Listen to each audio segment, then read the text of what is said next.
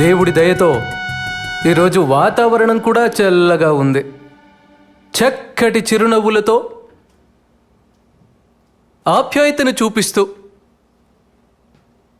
ప్రేమానురాగాలు పంచిపెడతా ఉన్న ప్రతి అక్కకు, ప్రతి చెల్లెమ్మకు, ప్రతి అవ్వకు, ప్రతి తాతకు, ప్రతి సోదరుడికి, ప్రతి స్నేహితుడికి ముందుగా 2 చేతులు జోడించి హృదయపూర్వకంగా కృతజ్ఞతలు తెలుపుకుంటా ఉన్నా.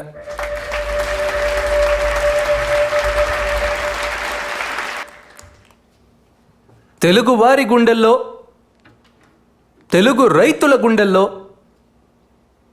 ఎప్పటికీ నిలిచిపోయే ఒక మహా వ్యక్తి,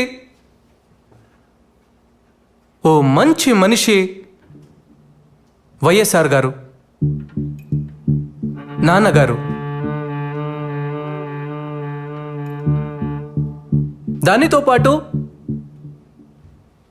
నాన్నగారు లేని లోటుని మా చిన్నాయన వివేకానంద రెడ్డి గారు తీర్చుతున్నారు.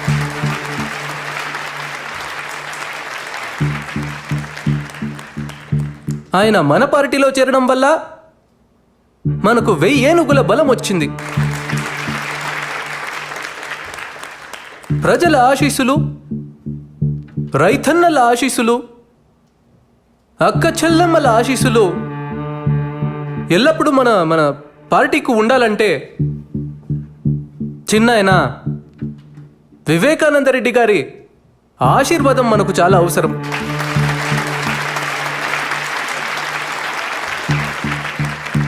ఇప్పుడు మన పార్టీ గురించి, మన కర్తవ్యాల గురించి చిన్నాయన మీకందరికీ తెలియజేస్తాడు. ఈ 2 మాటలు చెప్పి నేను సెలవు తీసుకుంటా ఉన్నా. మా అన్న రాజశేఖర్ రెడ్డి బిడ్డ మన వైఎస్ జగన్ మంచి ఉద్దేశంతో పార్టీ పెట్టుండాడు. రైతులందరికీ అలాగే పేదలకు మంచి చేయాలని ఈ పార్టీ పెట్టుండాడు. ఈ పార్టీకి మా సపోర్టే కాదు, మీ అందరి సపోర్టు కావాలి. మీ అందరూ మీ జగనన్నని గెలిపించండి. నమస్కారం.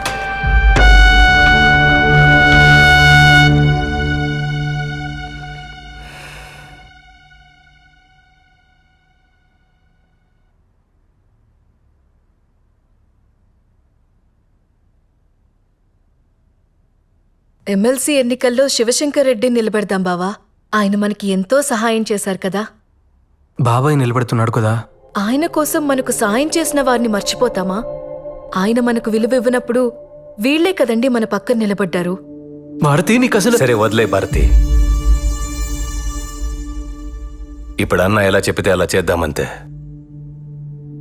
ఏదో సీటుకి ఆశపడి మిమ్మల్ని అడిగాం. దీనివల్ల అన్నకు బాధ అయితే మనకి సీట్ వద్దు. బాబాయ్ని ఇప్పుడు వద్దంటే అపోజిషన్కి వెళ్ళిపోతాడు. తర్వాత మన పక్కలో బల్లెమై కూర్చుంటాడు. ఇప్పుడే మన పరిస్థితి ఇలా ఉంటే ఇంకా ఆయన పవర్లో ఉంటే మన పరిస్థితి ఏందో ఆలోచించినారా? అయితే ఇప్పుడు ఏం చేద్దామంటావు? ఇంతకు ముందు వివేక వేసిన ప్లాన్ ఈసారి మనం వేద్దాం. ఆయన్ని ఎమ్మెల్సీగా నిలబెడదాం. కానీ గెలవడు. పవర్లో లేని వివేక కాన్ఫిడెన్స్ తగ్గిపోయి కామ్గా ఉంటాడు. తరువాత ఎలక్షన్స్లో మనం చేయాల్సింది చేద్దాం.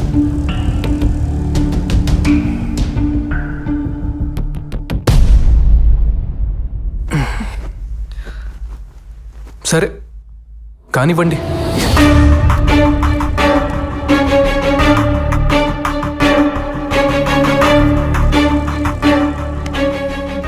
ఇలా ఈ ముగ్గురు కలిసి ఎమ్మెల్సీ ఎన్నికల్లో వివేకాన్ని ఓడించడానికి ఉన్న అన్ని ప్రయత్నాలు చేస్తూ సకల విధాలా కష్టపడి సమిష్టి కృషి చేశారు.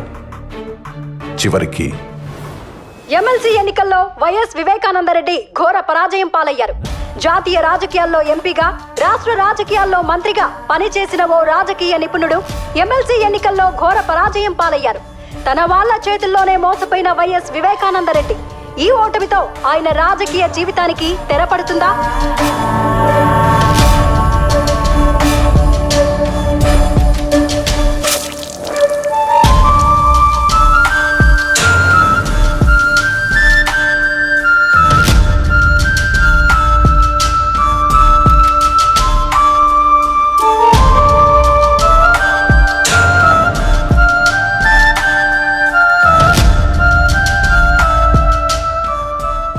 దశాబ్దాల రాజకీయ జీవితంలో వివేకాకు ఈ ఓటమి అతిపెద్ద అవమానమైంది.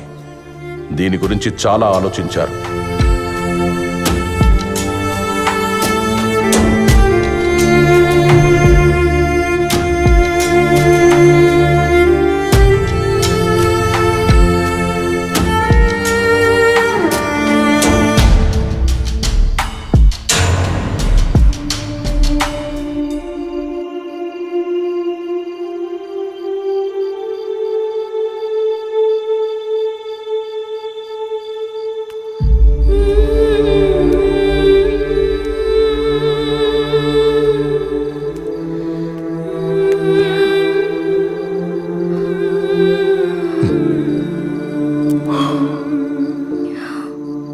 బాగుండావా నా బంగారు తల్లి? నిన్ను చూడాలని అనుకుంటుండా, ఈలోగా నువ్వే వచ్చేసినావు. ఈ నాయన మనసు నీకెట్టా తెలిసిపోతుండాది బంగారు తల్లి? నేను చెప్పడం వల్లేగా నువ్వు ఓడిపోయినావు. మన వాళ్లతో కలిసి ఉండమన్నానే కాని ఓడిపోమ్మని కాదు నాయనా. ఎందుకో ఈ ఓటమిని చూడలేకపోతుండాను. అయ్యో పిచ్చి నా తల్లి, రాజకీయాల్లో ఓడిపోవడం గెలవడం సహజమే. ఇప్పుడు ఓడిపోయాను, ఇంకోసారి మళ్ళీ గెలుస్తాను. జనాల్లోకి పోయి తిరుగుతాను, ఎక్కడ తప్పు జరిగిందో తెలుసుకుంటాను. నీకోసం వచ్చే ఎన్నికల్లో తప్పకుండా గెలుస్తాను.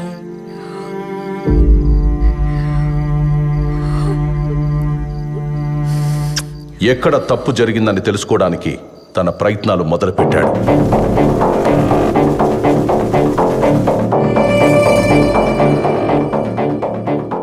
తన ఇన్నేళ్ల రాజకీయ అనుభవంతో వివేక తన ఓటమికి కారణాలు కనుక్కున్నాడు.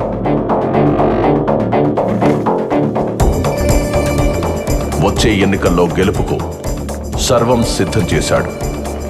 తన మానసిక స్థితిని సరిచేసుకోవడంతో పాటు పార్టీ పెత్తనాన్ని కూడా తన చేతుల్లోకి తీసుకున్నాడు. పులివెందుల రాజకీయంపై తమ ఆధిపత్య పరంపర కొనసాగనివ్వడం కోసం యువ నాయకుడిలా యాక్టివ్గా ఉంటూ అన్ని విధాలుగా ఎఫర్ట్ పెడుతూ రగిలే ఓ బడబాగ్నిలా దూసుకొస్తున్న వివేక తన ఇంటి నుండి కారు మబ్బు కమ్ముకొస్తుందనే విషయాన్ని తెలుసుకోలేకపోయాడు.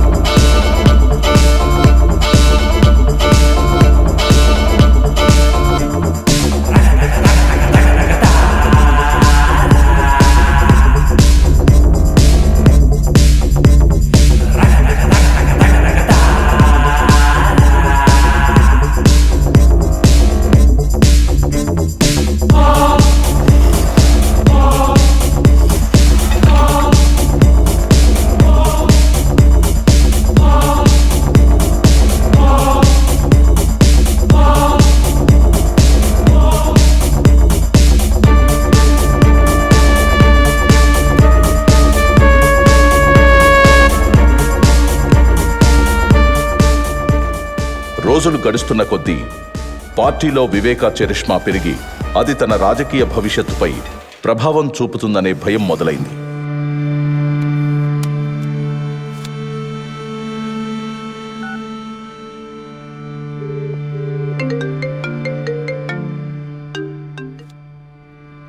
చెప్పు అవినాష్. నువ్వే ఏదో ఒకటి చేయాలి భారతి, లేకపోతే ఈయన మనల్ని రాజకీయం నుంచి శాశ్వతంగా దూరం చేసేస్తాడేమో. నువ్వేం కంగారు పడకు. నేను చూసుకుంటాను. జగన్తో నేను మాట్లాడతాను.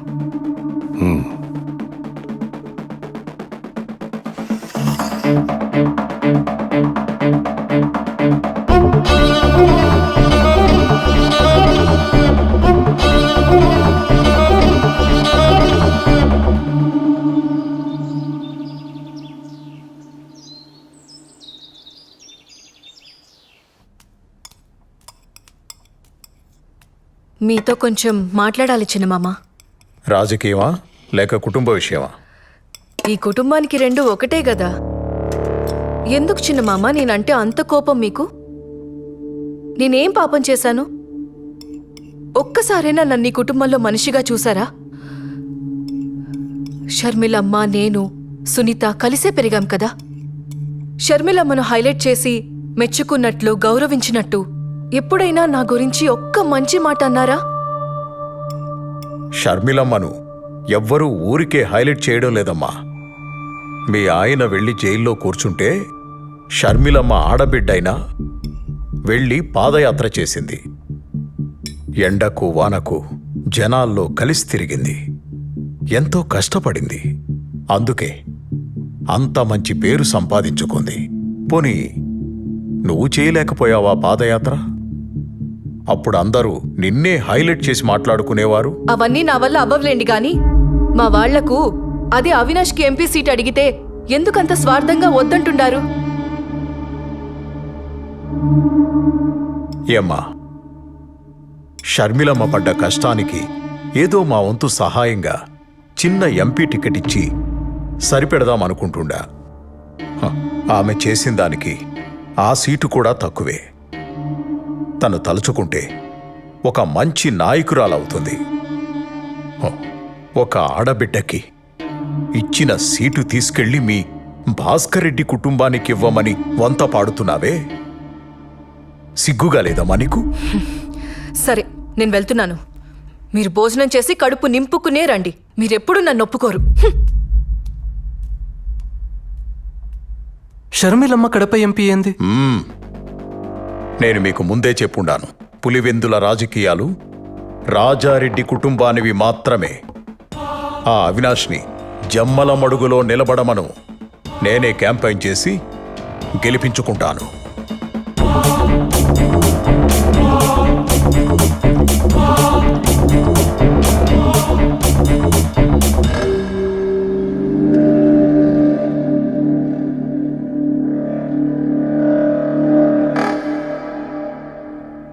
ఏమంటున్నాడు? మా వాడికి సీట్ ఇవ్వడు, అంతే కదా? వదిలే భారతి, మేం మీతో ఉండేది సీటు కోసం కాదు, జగనన్న మీదున్న ప్రేమతో. అన్నా, నీకు కష్టం వచ్చినప్పుడు మా చేతనైంది చేసినాం. నువ్వు నాకు సీట్ ఇచ్చినా లేకపోయినా మేమెప్పుడూ నీ పక్కనే ఉంటాం. మీ మంచితనం జగన్కి ఇంకా అర్థం కావడం లేదులే బావా. వాళ్ళ బాబాయ్ చేతిలో కీలు బొమ్మలా ఆడుతాండాడు. జగన్ బాగు కోసం మనం ఆలోచిస్తా ఉంటే ఈయనేమో వీళ్ళ బాబాయ్కి సపోర్ట్ చేస్తా ఉండాడు. ఆవిడ పాదయాత్ర చేసిందంట. ఆవిడ మీదే మన రాజకీయ భవిష్యత్తు ఆధారపడి ఉండాదంట. కాసేపు నువ్వు గమ్మునుంటావా? ఏం చేయాలో ఏం చేయకూడదో నాకు తెలుసు. ఈడ ఎవరు పాదయాత్ర చేసినా జనం వచ్చింది మాత్రం నా ముఖం చూసి. ఊరుకుంటే ఏదో మాట్లాడుతుంది.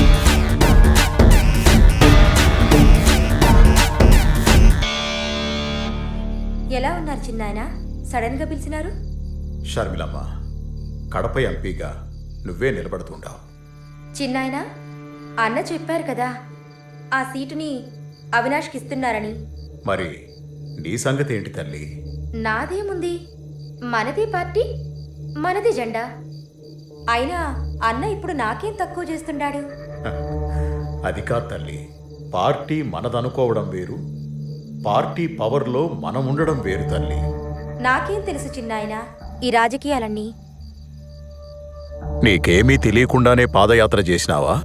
జైల్లో ఉన్న మీ అన్నని జనాలు నమ్మేటట్టు చేసినావా? వాడి మీద పడ్డ మచ్చని, చెడ్డ పేరుని పోయేలా చేసినావా? అసలు పార్టీకి ఇన్ని సీట్లు రావడానికి, ఇంత నమ్మకం ఉండడానికి అది నీ పాదయాత్ర ఫలితం తల్లి. నా అన్న రాజశేఖర్ రెడ్డి బిడ్డగా జనం వాడిని చూడడం.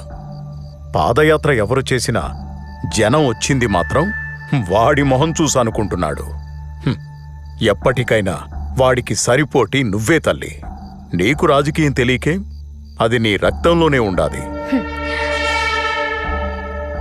మనం అనుకుని నిలబడతాననుకుంటే అన్న బాధపడతాడు చిన్నాయన. అన్న నుంచి ఈ మాట వస్తే ఖచ్చితంగా నిలబడతాను. షర్మిలమ్మ, నేను బతికుండగా నీకో దారి చూపాలనుకుంటున్నాను. మీ నాయనకు కూడా తెలుసు జగన్ ఎలాంటివాడో. అందుకే వాణ్ణి ఎక్కడ ఉంచాలో అక్కడే ఉంచాడు. అది నీకు తెలిసేపాటికి నేనుంటానో లేదో తెలీదు. అన్నీ నీకు అర్థం కావలసిన టైంకి అర్థమవుతాయి. ఇప్పుడు నా మాటకు నువ్వెదురు చెప్పకుండా కడపకు ఎంపీగా నామినేషన్ వేయడానికి నువ్వు సిద్ధంగా ఉండు తల్లి.